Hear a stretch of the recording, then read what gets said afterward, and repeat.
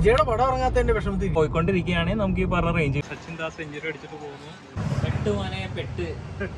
Last boat 4 മണിക്കാണ്. അപ്പോൾ guys ഞങ്ങളെല്ലാവരും കൂടി തിരുവനന്തപുരത്തേക്കുള്ള യാത്ര സ്റ്റാർട്ട് ചെയ്യാണ്. വൈശാഖ് ഉണ്ട്, വിഷ്ണു ഉണ്ട്, ഇനി ഒരാൾ കൂടി ഉണ്ട്. നമുക്ക് പോണ വഴിക്ക് കളക്ട് ചെയ്യാം. അടുത്ത ആളെ നമ്മൾ കളക്ട് ചെയ്തു. ആളവിടെ. അപ്പോൾ ഇനി അടുത്ത ഡെസ്റ്റിനേഷൻ നേരെ തിരുവനന്തപുരം. അപ്പോൾ പോകുന്ന വഴിയിൽ കുറേ വിശേഷങ്ങളുണ്ട്, നമുക്കെല്ലാം കാണാം. നമ്മളിപ്പോൾ വൈക്കം കുമരകം റോഡ് വഴി പോയിക്കൊണ്ടിരിക്കണേ. ഇവിടെ നല്ലൊരു ബ്യൂട്ടിഫുൾ സീനറി കണ്ടപ്പോൾ നമ്മൾ നിർത്തിയതാണ്. വളരെ ബ്യൂട്ടിഫുൾ ആയിട്ടുള്ളൊരു സീനറി. അപ്പോൾ അത് നിങ്ങളെ കാണിച്ചു തരാമെന്ന് വിചാരിച്ചു.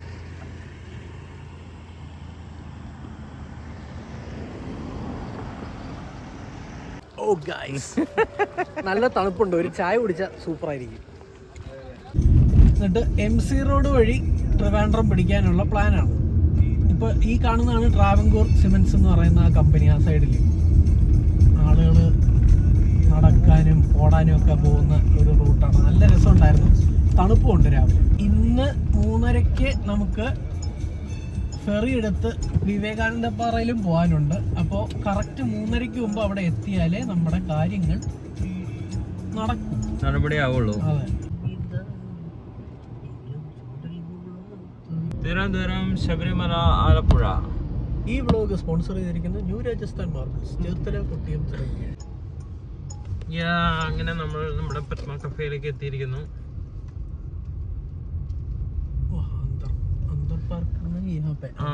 ഇവിടെ പാർക്ക് ചെയ്യാന്നാണ് പറയണത്.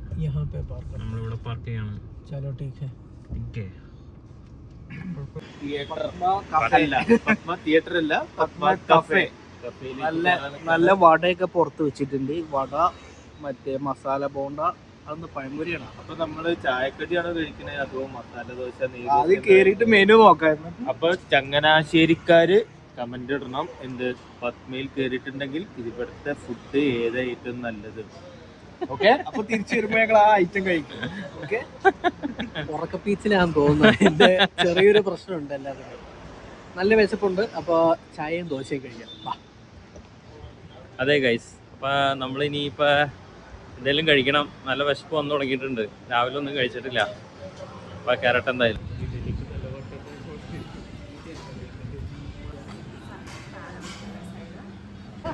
അപ്പൊ ഗൈസ്, അപ്പൊ നമ്മളിപ്പോ ചങ്ങനാശ്ശേരി പത്മ കഫേയിലാണ് ഉള്ളത്. ഇപ്പൊ ബ്രേക്ക്ഫാസ്റ്റ് ഒക്കെ കഴിഞ്ഞു. ഇനി ഞങ്ങള് വണ്ടിയിൽ കയറുക, ട്രാവൽ ചെയ്യുക. ഇനി അടുത്ത ഡെസ്റ്റിനേഷൻ നമ്മൾ വണ്ടി ഒന്ന് ചാർജ് ചെയ്യേണ്ടി വരും. അപ്പൊ അതിന്റെ പുറകിലാണ്. അപ്പൊ ഗൈസ്, ഇതിപ്പോ ഫുഡ് എങ്ങനെ ഉണ്ടായിരുന്നു അത് പറ. ഞാനാണ് സജസ്റ്റ് ചെയ്തത് പത്മ കഫേ കയറാന്നുള്ളത്. നമ്മള് സ്ഥിരം ട്രിവാൻഡ്രം പോകുമ്പോഴത്തേക്കും കഴിക്കുന്ന സ്ഥലമായതുകൊണ്ടാണ് പിന്നെ അവിടെ കയറാന്ന് വിചാരിച്ചത്. പിന്നെ ബാക്കി ചായക്കടയൊന്നും തുറന്നിട്ടില്ല, അത് വേറെ കാര്യം. പറയുന്നതിൽ അവസരം കൊടുത്തു. ആരെങ്കിലും ഒന്ന് മൈൻഡ് ചെയ്യുമെന്നാണോ ഇരിക്കുന്നത്? അതൊന്നും പറഞ്ഞിട്ട് കാര്യമില്ല. ഭക്ഷണത്തിന്റെ കാര്യം പറഞ്ഞാൽ മാത്രം ഉമ്മാർക്ക് മാത്രമാക്കാൻ പറ്റുള്ളൂ. എന്തായാലും ഫുഡ് അടിപൊളിയായിരുന്നു. ഞങ്ങളിപ്പോ മസാല ദോശ, നെയ് റോസ്റ്റ്, പ്ലെയിൻ റോസ്റ്റ്, ഇഡലി പറഞ്ഞത്. അതെ, ഇതെല്ലാം ഞങ്ങൾ ട്രൈ ചെയ്തിരുന്നു. എല്ലാം അടിപൊളി ഫുഡായിരുന്നു അല്ലേ? ഇഡലിയുടെ കാര്യമൊന്നും പറയണ്ട. പക്ഷെ എനിക്ക് ചായ അത്ര ഇഷ്ടപ്പെട്ടില്ല. ആയിരിക്കാം, ഭയങ്കര ലൈറ്റ് ചായ ആയിരുന്നു. ഒട്ടും ഒരു കടുപ്പില്ലാത്ത ഒരു ചായ പോലെ തോന്നിയിരുന്നു. എന്നാലും അഡ്ജസ്റ്റബിൾ ആണ്, നമുക്ക് കുഴപ്പമില്ല. എന്നാലും നല്ലൊരു പിറ്റ് ഷോപ്പ് ആയിരുന്നു. നമുക്ക് അവിടെ ബാത്റൂം, ടോയ്ലറ്റ് ആണെങ്കിലും ഫെസിലിറ്റീസ് ആണെങ്കിലും എല്ലാം നല്ല വൃത്തിയുണ്ടായിരുന്നു. പാർക്കിംഗ് ആണെങ്കിലും ഉണ്ടായിരുന്നു. എന്തുകൊണ്ട് വളരെ വളരെ വളരെ നല്ലൊരു പിറ്റ് സ്റ്റോപ്പ് ആയിരുന്നു. Thanks for suggesting us. Road trip കൊണ്ടുപോകാന്ന് പറഞ്ഞിട്ട് അവസാനം ഞാനിപ്പോ വണ്ടി ഓടിക്കേണ്ട അവസ്ഥയാണ്. ഒന്നുകൊണ്ടും പേടിക്കണ്ട, അടുത്ത ഡെസ്റ്റിനേഷൻ നമ്മുടെ വണ്ടി ചാർജ് ചെയ്യാനുള്ള പോയിന്റ് ആണ്. അപ്പൊ നമുക്ക് EV ഓണേഴ്സിന് വേണ്ടിയിട്ട് എന്തെങ്കിലും ഗുണകരമായിട്ടുള്ള കാര്യങ്ങളൊക്കെ നമുക്ക് പറയാം. ഇപ്പൊ ഞാനാണ് വണ്ടി, എനിക്ക് EVയുടെ ഒരു ഐഡിയ ഇല്ല. അതെ, അപ്പൊ നമ്മളിപ്പോ EV വണ്ടിയിലാണല്ലോ. ടാറ്റ പഞ്ച് EV ആണ്. ഇപ്പൊ ഇതിന്റെ റേഞ്ച് ഇപ്പൊ കാണിക്കുന്നത് ഫുൾ ചാർജില് 450 കാണിക്കെങ്കിലും നമുക്ക് ഓൺ റോഡ് ഏകദേശം ഒരു 300 to 320 റേഞ്ചാണ് കിട്ടുക. പക്ഷെ അത്യാവശ്യം നല്ല റോഡും വലിയ ട്രാഫിക് ഇല്ലാത്തതുകൊണ്ട് എനിക്ക് തോന്നുന്നു കൂളായിട്ട് ഓടുന്നു. കാര്യം ഇപ്പൊ റേഞ്ച് 274 കാണിക്കുന്നുണ്ട്. പിന്നെ ബ്രേക്ക് പിടിക്കുമ്പോൾ റീജനറേഷൻ ഉണ്ടെന്നൊക്കെയാണ് കാണുന്നത്. അതെ, അങ്ങനെയൊക്കെ എനിക്ക് അറിഞ്ഞൂടാ, ഞാനിത് ആദ്യമായിട്ടാണ് റേഞ്ച് ടെസ്റ്റ് ചെയ്യുന്നത് കേട്ടോ. അതെ അതെ. അപ്പൊ ഇതിപ്പോ ഞാൻ റേഞ്ച് ടെസ്റ്റ് ചെയ്യാൻ വേണ്ടി വണ്ടി ഓടിക്കുന്ന പോലെ ആയിപ്പോയി. അതെ, ടാറ്റാക്കാര് എനിക്ക് ടെസ്റ്റ് ഡ്രൈവിനുള്ള ഇത് തരണം കേട്ടോ. അപ്പൊ അങ്ങനെ ഇപ്പൊ പഞ്ചീവിനെ പറ്റി പറയാനാണെങ്കിൽ നല്ല വണ്ടിയാണ്, കംഫർട്ടബിൾ ആണ്. സ്ട്രേറ്റ് റോഡിലൂടെ നമ്മൾ ഇങ്ങനെ പോയിക്കൊണ്ടിരിക്കുകയാണെങ്കിൽ നമുക്ക് ഈ പറഞ്ഞ റേഞ്ച് കിട്ടും. നമ്മളിപ്പോ കണ്ടിന്യൂസ്ലി ഇപ്പൊ ട്രാഫിക് വരുന്നു, വണ്ടി ഓടുന്നു, ബ്രേക്ക് പിടിക്കുന്നു, അങ്ങനെയൊക്കെ വന്നു കഴിയുമ്പോൾ നമ്മുടെ റേഞ്ച് ഡ്രോപ്പ് ആവും. അങ്ങനെയാണ് അവരതിനെ പറയണ എക്സ്പ്ലനേഷൻ. അപ്പോൾ എനിവേസ് ഇത്രയും കാലം കൊണ്ട് ഞാനിപ്പോൾ എടുത്തിട്ട് ഏകദേശം ഒരു 1 ഇയർ ആവണു. നല്ല കംഫർട്ടബിൾ ആണ്. വീട്ടിലാണെങ്കിലും വീട്ടുകാർക്കാണെങ്കിലും ഫാമിലി വണ്ടിയായിട്ട് യൂസ് ചെയ്യാം. നമുക്ക് ഇതേപോലെ ഫ്രണ്ട്സൊക്കെ ആയിട്ടുള്ള ഗ്യാതറിങ്ങിന് യൂസ് ചെയ്യാം. എല്ലാം കൊണ്ടും നല്ലൊരു വണ്ടിയാണ്. പിന്നെ പറയത്തക്ക ഇപ്പം ഏകദേശം 61% ബാക്കിയുണ്ട്. അതായത് നമ്മളിപ്പോൾ വീട്ടിൽ നിന്ന് വന്നിട്ട് 39%, 40%-ഓളം ഡ്രോപ്പ് ആയിട്ടുണ്ട്. ഏകദേശം ഒരു 100 കിലോമീറ്റേഴ്സിൻ്റെ അത്രയും നമ്മൾ ട്രാവൽ ചെയ്തിട്ടുണ്ടല്ലേ? 100 കിലോമീറ്റേഴ്സിൻ്റെ അത്രയും ട്രാവൽ ചെയ്തിട്ടുണ്ട്. ബാക്കി 60% ബാക്കിയുണ്ട്. നമ്മൾ ഓൾമോസ്റ്റ് ഇപ്പം ട്രിവാൻഡ്രം വെച്ച് കൺസിഡർ ചെയ്യുകയാണെങ്കിൽ തിരുവല്ല എന്ന് പറയുന്നതാണ് ഏകദേശം ഹാഫ്. നമ്മൾ ഒരു 200+ കിലോമീറ്റേഴ്സ് ആണ് കൊച്ചി ടു ട്രിവാൻഡ്രം ഉള്ളത് MC റോഡിലാണെങ്കിൽ. തിരുവല്ലയാണ് ഒരു ഹാഫ് പോയിന്റ് എന്ന് വേണമെങ്കിൽ പറയാം. അപ്പൊ നമ്മൾ ഓൾമോസ്റ്റ് തിരുവല്ല എത്തി. ഇപ്പൊ ശ്യാം ആലുവയെന്നാണ് വരുന്നത്. അപ്പൊ എന്തായാലും ഹാഫ് നമ്മൾ കവർ ചെയ്തിട്ടുണ്ട്. ഒരു 100 കിലോമീറ്റേഴ്സ് എന്തായാലും കയറിയിട്ടുണ്ട്. അതെ, 100 കിലോമീറ്റേഴ്സ് എന്തായാലും കയറിയിട്ടുണ്ട്. ശ്യാമേട്ടാ, പിന്നെ ഇതിന്റെ മാപ്പിന്റെ കാര്യം നിങ്ങൾ പറയാം. മാപ്പ് തലരിഞ്ഞിട്ടാണെന്നാണ് ഇവര് പറയണേ. അതായത് നോർത്ത് സൗത്ത് എന്നുള്ള ഡയറക്ഷനിലാണ് മാപ്പ് കറയും കളിക്കും. ഇപ്പൊ നമ്മള് സൗത്തിലേക്കാ പോണെങ്കിൽ വണ്ടി താഴത്തേക്ക് ആയിരിക്കും പോണത്, നോർത്തിലേക്കാ പോണെങ്കിൽ വണ്ടി മേളിലേക്ക് പോകും. അത് ശരിക്കും ഒരു ഡ്രോബാക്ക് ആയിട്ട് എനിക്ക് തോന്നുന്നു. കാര്യം എന്താന്ന് പറഞ്ഞാൽ നമ്മള് വണ്ടി ഓടിക്കുന്ന ആളാണല്ലോ മാപ്പ് ശ്രദ്ധിക്കുന്നത്. അപ്പൊ ഈ പോകുന്ന വഴിക്ക് നമുക്കിപ്പോ ലെഫ്റ്റ് റൈറ്റ് ഇവിടെ അവര് കമാൻഡ് തരുന്നോണ്ട് കുഴപ്പമില്ല. പക്ഷെ മാപ്പ് തലകുത്തി ഇപ്പൊ നമ്മള് സൗത്തിലേക്ക് പോകുമ്പോൾ തലകുത്തിയാണ് മാപ്പ് കിടക്കുന്നതെങ്കിൽ നമുക്ക് ആ ജഡ്ജ് ചെയ്യാനുള്ള പാടുണ്ട്. അതൊരു ഡ്രോബാക്ക് ആയിട്ട് എനിക്ക് തോന്നി. Drive quality is very good. ഇപ്പം ഞാൻ കുറച്ച് ആദ്യമായിട്ടാണ് ഞാനിപ്പോ EV ഒരു ലോങ് ഡ്രൈവിന് പോകുന്നത്. അൺഫോർച്ചുനേറ്റ്ലി എന്റെ കയ്യിൽ വന്നതാണ് സ്റ്റിയറിംഗ്. അത് വേറെ കാര്യം. അതെ, ചിലർക്ക് എപ്പോഴും ടെൻഷൻ ഉണ്ട്. EV ഓണേഴ്സിന്റെ ഏറ്റവും വലിയ റേഞ്ച് ആങ്സൈറ്റി ആണ് ഏറ്റവും വലിയ പ്രശ്നം. ഇപ്പൊ നമ്മൾ ലോങ് റേഞ്ച് ആണ് ഇപ്പൊ ഈ വണ്ടി എടുത്തേക്കണേ. അതുകൊണ്ട് തന്നെ നമുക്ക് കുഴപ്പമില്ല. ഒരു 40% ഡൗൺ ആകുമ്പോൾ തന്നെ നമ്മൾ ചാർജിങ് സ്റ്റേഷൻ നോക്കിയാൽ മതി. ഇപ്പൊ ഗൂഗിൾ മാപ്പിൽ തന്നെ ജസ്റ്റ് സെർച്ച് ചെയ്താൽ മതി. ഇഷ്ടം പോലെ ചാർജിങ് സ്റ്റേഷൻസ് ഉണ്ട് ഓൾ അക്രോസ് കേരള. എന്തായാലും ഉണ്ട്. കേരളം മാത്രമല്ല, നമ്മള് തമിഴ്നാട്ടിലേക്ക് കയറുവാണ്. അപ്പൊ തമിഴ്നാട്ടിലെ മേജർ EV സ്റ്റേഷൻ പ്ലേയേഴ്സ് ഏതൊക്കെയാണെന്നും കൂടെ നമുക്ക് ഐഡന്റിഫൈ ചെയ്യാം. ഇവിടെ ഇപ്പൊ ഈസിഗോ എന്നാണ് ഞാൻ പറയുന്നത്. പക്ഷെ ഈസിഗോ എന്ന് പറയുന്ന എസ്റ്റാബ്ലിഷ്മെന്റ് തമിഴ്നാട്ടിലില്ല. ഗോ ഈസി കേരളത്തിലാണുള്ളത്, തമിഴ്നാട്ടിലെ ഗോ ഈസി അല്ല. അപ്പൊ അവിടെ ഉള്ളത് ഏതാണെന്നുള്ളത് ഐഡന്റിഫൈ ചെയ്യണം. അതെ, അല്ലെങ്കിൽ ടാറ്റയുടെ മതി. ടാറ്റ പവറിന്റെ ആയാലും മതി. അതായത് നമുക്ക് കുഴപ്പമില്ല. കോമ്പാറ്റബിൾ ആവണം നമ്മുടെ ഇതിനനുസരിച്ചുള്ളത്. അതുപോലെ നമുക്ക് മാപ്പിൽ അലേർട്ട് വല്ലതും ഉണ്ട്? നമുക്ക് ചാർജിങ് സ്റ്റേഷൻസ് ഇപ്പൊ നിയർ ബൈ അങ്ങനെ എന്തെങ്കിലും? അത് ഇവരുടെ IRA ആപ്പ് ഉണ്ട്. ആ ആപ്പിൽ വേണമെങ്കിൽ നമുക്ക് നോട്ടിഫിക്കേഷൻ പോലെ. പക്ഷെ നമ്മളിപ്പോ വണ്ടി ഓടിച്ചുകൊണ്ടിരിക്കുന്ന സമയത്ത് എങ്ങനെയാ നമ്മൾ ഐഡന്റിഫൈ ചെയ്യുന്നത്? നമ്മളിപ്പോ അത്രയും നമ്മള് ടെൻഷനിലിരിക്കുകയാണ്, ദൈവമേ റേഞ്ച് തീരുമോ എന്നുള്ള. ആ ഒരു സമയത്ത് നമ്മളെങ്ങനെ ആപ്പിൽ നിന്നല്ലാതെ നമ്മൾ നിർത്തിയപ്പോ നോക്കണോ, അതോ ഇതിന് അലേർട്ട് ഉണ്ടോ? ഇല്ല, അങ്ങനത്തെ ഒരു സോഫ്റ്റ്വെയറിൽ യാതൊരു രീതിയിലൊരു കുറച്ചും കൂടി യൂസർ ഫ്രണ്ട്ലി ആവാനുണ്ട് ഇനിയും. അതെ, ആപ്ലിക്കേഷൻ എന്തായാലും യൂസർ ഫ്രണ്ട്ലി ആവാനുണ്ട്. പിന്നെ നമ്മൾ ഓരോരോ ചാർജിങ് സ്റ്റേഷന്റെ ഓരോരോ ആപ്ലിക്കേഷൻസ് ഉണ്ടല്ലോ. പക്ഷെ എനിക്ക് തോന്നുന്നത് ഇപ്പൊ നിലവില് ഈ EV പ്രിഫർ ചെയ്യുന്ന ആൾക്കാരല്ലേ ഈ ഒരു സിറ്റി ഡ്രൈവ് അല്ലെങ്കിൽ ലോക്കൽ ഓട്ടത്തിന് വേണ്ടിയിട്ടായിരിക്കും അവർ കൂടുതൽ. അപ്പൊ അതുകൊണ്ടായിരിക്കും ഈ ഒരു റേഞ്ച് ആങ്സൈറ്റി ബേസ് ചെയ്തിട്ടുള്ള കാര്യങ്ങളൊന്നും. ഞാൻ വിജയുടെ പടം ഇറങ്ങാത്തതിന്റെ വിഷമത്തിൽ ഇരിക്കുക. അയ്യോ പാവം. അതൊരു അൺഫെയർ ആണെന്ന് ചോദിച്ചാൽ അല്ല, പക്ഷെ അവര് പറയുന്നതും കറക്റ്റ് അല്ലേ. സെൻസർ ബോർഡ് സർട്ടിഫിക്കേഷൻ ഇല്ലാതെ അവര് റിലീസ് ഡേറ്റ് എങ്ങനെ പറയും ഒരു സിനിമയുടെ? കോർട്ടിൽ പോയിട്ട് ജില്ലാ കോടതി എന്ന് പറയുന്നു, ഹൈക്കോർട്ട് എന്ന് പറയുന്നു. അല്ല അത് നിയമവശങ്ങള്. ഞാൻ പറയുകയാണെങ്കിൽ ആസ് എ ഒരു സിനിമ ലവർ അല്ലെങ്കിൽ ഒരു സിനിമ ഇതെന്നുള്ള രീതിയിൽ അത് ഇത്രയും സീരിയസ് ആയിട്ട് എടുക്കണമെന്നുള്ളതാണ് എൻ്റെ ഒരു ക്വസ്റ്റ്യൻ. ചിലപ്പോ വിജയുടെ ആണെങ്കിൽ ലാസ്റ്റത്തെ ഫിലിം ആണെന്ന് പറയുന്നത്. അതെ, ആ ഒരു ഹൈപ്പില് ഇത്ര ഇൻവെസ്റ്റ്മെന്റ് വന്ന സിനിമ ആയതുകൊണ്ട് ടിക്കറ്റ് ഒക്കെ എല്ലാവരും എടുത്ത് വെയിറ്റ് ചെയ്ത് നിൽക്കുമ്പോ ഇങ്ങനെ ഒരു പ്രശ്നം ഉണ്ടാകുന്നത് ഒരു ഇതാണ്. അല്ല, ഇപ്പൊ ഈ ടിക്കറ്റ് എടുത്തവരത് റീഫണ്ട് ആണ്. ഇപ്പൊ റീഫണ്ട് ഇനീഷ്യേറ്റ് ചെയ്തിട്ടുണ്ട്. ചിലർക്ക് മറ്റേ ഈ റെഡിറ്റിൽ കണ്ടു, ഇപ്പൊ ഈ ഫോറിൻ കൺട്രീസിൽ അവർ ബുക്ക് ചെയ്തിട്ടുണ്ടല്ലോ, അവർക്ക് ഒന്നെങ്കിൽ റീഫണ്ട് ചെയ്യുക അല്ലെങ്കിൽ ടിക്കറ്റ് വെച്ചിട്ട് എന്നാണോ റിലീസ് ആവുന്നത് ആ ദിവസത്തെ ഫസ്റ്റ് ഷോ അവർക്ക് കാണാവുന്നുള്ള രീതിയിൽ പറഞ്ഞിട്ടുണ്ട്. പക്ഷെ ഇവിടെ അതൊന്നും നടക്കില്ല. ഇവിടെ പിന്നെ എല്ലാം റീഫണ്ട് ആയിരിക്കും. അല്ല, അതിപ്പോ ഫസ്റ്റ് ഡേ ടിക്കറ്റ് കൊടുക്കണേന്ന് ഇപ്പൊ എന്താ കുഴപ്പം? അതെല്ലാം നല്ല കാര്യം. അവിടത്തെ പോലെ അല്ലല്ലോ. അവിടെ എന്ന് പറഞ്ഞാൽ ലിമിറ്റഡ് സ്ക്രീൻസും ഇതുമല്ലേ. ഇന്ത്യയിലെ കേസിൽ വരുമ്പോഴത്തേക്കും ഒരു സിനിമ ഇറങ്ങാന്ന് പറയുമ്പോ ഓരോ ആഴ്ചയും സിനിമകൾ വന്നോണ്ടിരിക്കുക. അപ്പൊ ചാർട്ടിങ് ഇതെല്ലാം മാറും. ഇപ്പൊ ഇന്ന ആള് ഈ ഒരു ടിക്കറ്റ് വെച്ചോണ്ടിരിക്കുക എന്ന് പറയുമ്പോഴത്തേക്ക് അത് പ്രാക്ടിക്കലായിട്ട് വർക്കൗട്ട് ആവുന്ന എനിക്ക് തോന്നുന്നില്ല. അപ്പൊ പൊങ്കലിന് അത്രയും ഇമ്പോർട്ടന്റ് ആയിട്ടുള്ള പൊങ്കലിന് വിജയുടെ സിനിമ ഇല്ല. ഇപ്പൊ നിലവില് 21 കേസ് എടുക്കൂടെന്നൊക്കെയാണ് പറയുന്നത്. അപ്പൊ അത് കംപ്ലീറ്റ് ആയിട്ട് തള്ളിപ്പോയി. സീസൺ മുഴുവൻ കഴിയും. അതാ പിന്നെ അടുത്ത ഫെസ്റ്റിവലിനായിരിക്കും ഇനി അടുത്ത ഫെസ്റ്റിവൽ എന്ന് പറയാ ഫാൻസ് പറയുന്നത് ഇപ്പോ സിനിമ ഇറങ്ങുന്ന എന്നാണോ അന്നാണ് ഞങ്ങക്ക് പൊങ്കൽ. അത് വികാരം, അത് വേറെ കാര്യം. അപ്പൊ തമിഴില് ഇപ്പോ റിലീസ് ഇപ്പൊ ഏതാ ഉള്ളത്? ഇനി എനിക്ക് തോന്നുന്നത് ശിവാർത്തിയന്റെ പരാശക്തി റിലീസ് ആവുന്നുണ്ടെന്ന് തോന്നുന്നു. അത് മാത്രമേ ഉണ്ടാവുള്ളൂ. അപ്പൊ അതൊരു സിംഗിൾ റിലീസ് പോലെ ആയിപ്പോയി. ഫ്ലാഷ് റിലീസ് മാറി സിംഗിൾ ഇതായി. അപ്പൊ ആ സിനിമയ്ക്ക് അത്യാവശ്യം നല്ല അഭിപ്രായം വന്നു കഴിഞ്ഞാൽ അത് ഓടും എന്തായാലും. അത് ബേസിലൊരു ക്യാമിയോ ചെയ്യുന്നുണ്ടെന്ന് കണ്ടു. ബേസിലും ഉണ്ടോ പടത്തില്?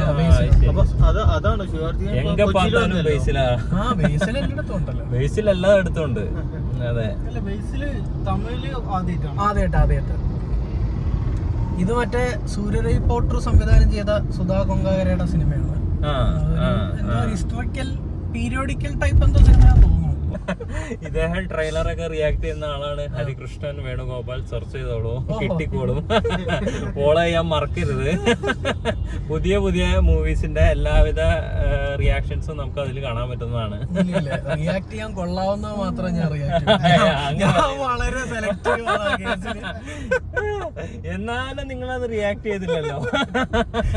അത് പറഞ്ഞപ്പോഴാ നിങ്ങള് കണ്ടോ ടോക്സിക്കിന്റെ? അതെ, എന്താണ് നിങ്ങളുടെ അഭിപ്രായം? നിങ്ങള് ധൈര്യമായിട്ട് കമന്റ് ചെയ്യുക. നമ്മള് ചാർജിങ് സ്റ്റേഷനിലാണ് ഇപ്പൊ നിക്കണത്. ഇഞ്ചക്കാട് ഭാഗത്താണ് നമ്മുടെ ഈ ചാർജിങ് സ്റ്റേഷൻ പറഞ്ഞത്. ഗോയിസിയുടെ ചാർജിങ് സ്റ്റേഷനാണ്. നമ്മള് എല്ലാ EV ഓണേഴ്സും കൂടി ഫേസ് ചെയ്യണ ഒരു പ്രോബ്ലം ആണ്. ചാർജിങ് സ്റ്റേഷനിൽ ചെന്ന് കഴിയുമ്പോ അവിടെ കുറെ വണ്ടികളായിരിക്കും. നമ്മളിപ്പോഴും ക്യൂവിൽ തന്നെയാണ്. ഇവിടെ ഓൺലൈനിൽ നോക്കിയപ്പോൾ 60 ഒക്കെ അവൈലബിൾ ആയിരുന്നു. 60 kW/h. ഇവിടെ വന്ന് നോക്കിയപ്പോൾ വണ്ടികളൊക്കെ ക്യൂവിലാണ്. അപ്പോൾ ഞങ്ങളെല്ലാവരും ഒന്ന് റിലാക്സ് ചെയ്യാന്നുള്ളൊരു മൂഡിലാണ് നിൽക്കുന്നത്. ഇപ്പോൾ വണ്ടി ഇവിടെ ഇട്ടേക്കാണ്. ഇനി ഇവിടുന്ന് ഏതെങ്കിലും ഒരു വണ്ടി പോയിട്ട് വേണം നമ്മൾ നമ്മുടെ വണ്ടി കയറ്റിയിടാനായിട്ട്. Fast charging, time to charge 1 hour 15 minutes. അപ്പൊ ഇത് 25 kW ആയതുകൊണ്ടാണ് ഈ ഇത്രയും സമയം കാണിക്കുന്നത് അല്ലേ? അതെ, നമ്മളിപ്പോ 60 ഒക്കെ ബുക്ക്ഡ് ആയതുകൊണ്ട് നിലവിൽ ഇപ്പൊ 25 kW/h ആണ് നമ്മൾ കണക്ട് ചെയ്തേക്കണേ. അതാണ് ഇത്രയും ടൈം നമ്മൾ കാണിക്കുന്നത്.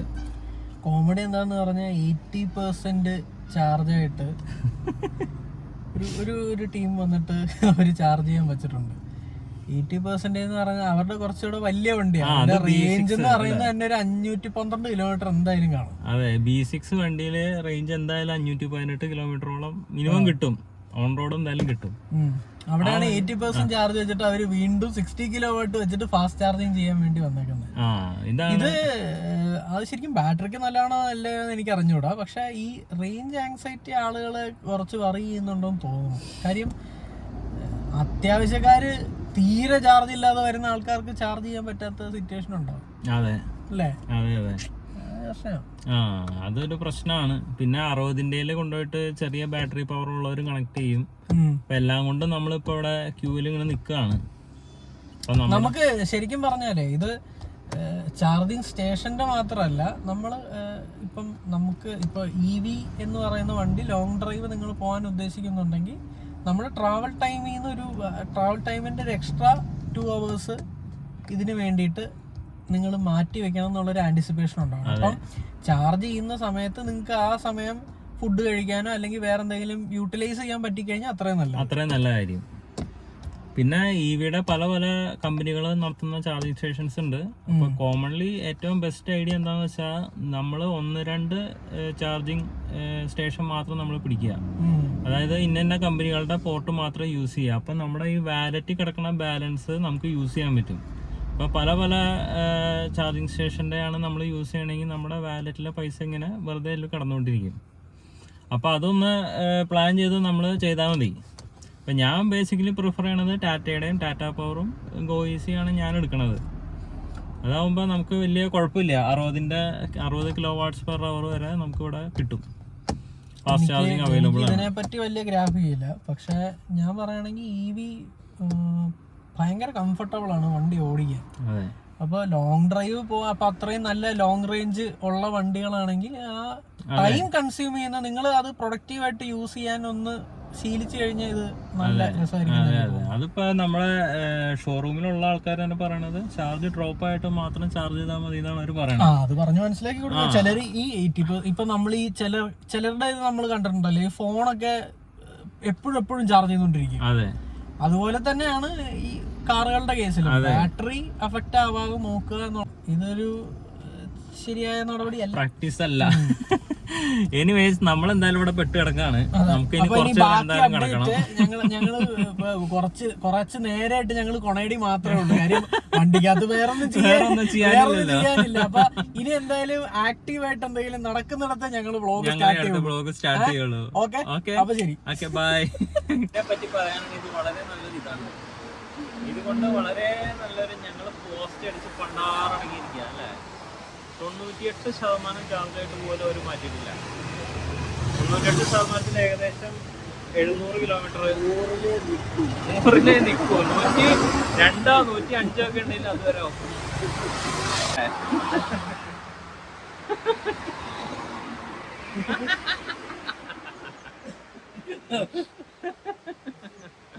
കമ്പനി പറഞ്ഞ റേഞ്ച് 750 കിലോമീറ്റർ, മിനിമം 600 കിലോമീറ്റർ ഉണ്ട്. 98%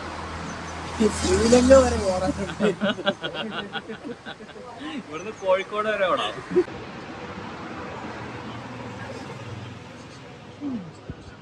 നിർത്തണ മതിയുടെ സച്ചിൻ ദാസ് സെഞ്ചുറി അടിച്ചിട്ട് പോകുന്നു. ഗൈസ്, നമ്മളങ്ങനെ ചടയമംഗലം ടൗൺ കയറിക്കൊണ്ടിരിക്കുകയാണ്. അവിടെ റൈറ്റ് സൈഡിലായിട്ട് മലയുടെ മേളിൽ നിങ്ങൾക്ക് ജഡായുവിന്റെ പ്രതിമ കാണാം. അത് ജഡായു എർത്ത് സെന്റർ ആണ്. ഇപ്പോൾ ഭയങ്കര ഒരു സെറ്റപ്പാണ്. അത് നിങ്ങൾക്ക് ഇതിപ്പോൾ ഒന്നാമത് നമുക്ക് 1x ഇത്രേ കിട്ടുള്ളൂ. പക്ഷെ അത് ഇനോർമസ് ഒരു സാധനമാണ്. ഞങ്ങൾ പറ്റുമെങ്കിൽ തിരിച്ചു വരുന്ന വഴിക്ക് അവിടെ ഒന്ന് കയറണമെന്ന് വിചാരിക്കുന്നുണ്ട്. ഒരു കേബിൾ കാർ റൈഡൊക്കെ ഉണ്ട്. മേളിൽ നല്ലൊരു സ്റ്റാച്യു ആണ്. ഒരു മ്യൂസിയം പോലത്തെ സെറ്റപ്പ് ഒക്കെ ആണെന്ന് പറയുന്നു. അപ്പോൾ അങ്ങനെ നോക്കണം. എന്താ പറയുന്നത് ശ്യാമേ, നമുക്കൊന്ന് പോകണ്ടേ? എന്ത് ഭംഗിയാ അവിടെ നിന്ന് നോക്കുമ്പോ തന്നെ നല്ല ഭംഗിയാണോ. അത് പറ്റുകയാണെങ്കിൽ അവിടെ പോണം. അതും ഭയങ്കര വലുതാണ്. നമ്മളിവിടെ താഴെ നോക്കുന്നതുകൊണ്ടാണ്. അവിടെ ചെന്ന് കഴിയുമ്പോൾ അതിന്റെ ഡീറ്റെയിലിംഗ് ആണ്. ഇങ്ങനെ കൊക്ക് ഇങ്ങനെ. സമയം എത്രയെന്ന് എനിക്ക് അറിഞ്ഞൂടാ. ഞങ്ങളുടെ സ്പൾബർ വണ്ടി ഓടിച്ചോണ്ടിരിക്കുകയാണ്. സ്പൾബർഗ് വണ്ടി ഓടിച്ചുകൊണ്ടിരിക്കുകയാണ്. സ്പൾബറിന്റെ വീട് എവിടെയാണ്? സ്പൾബറിന്റെ വീടില്ല. അതൊരു അമാനുഷികമായ കഥാപാത്രമാണ്. പക്ഷെ അങ്ങനെയല്ല കേട്ടോ. സ്പൾബർഗിന്റെ വീടൊക്കെ ഉണ്ട്.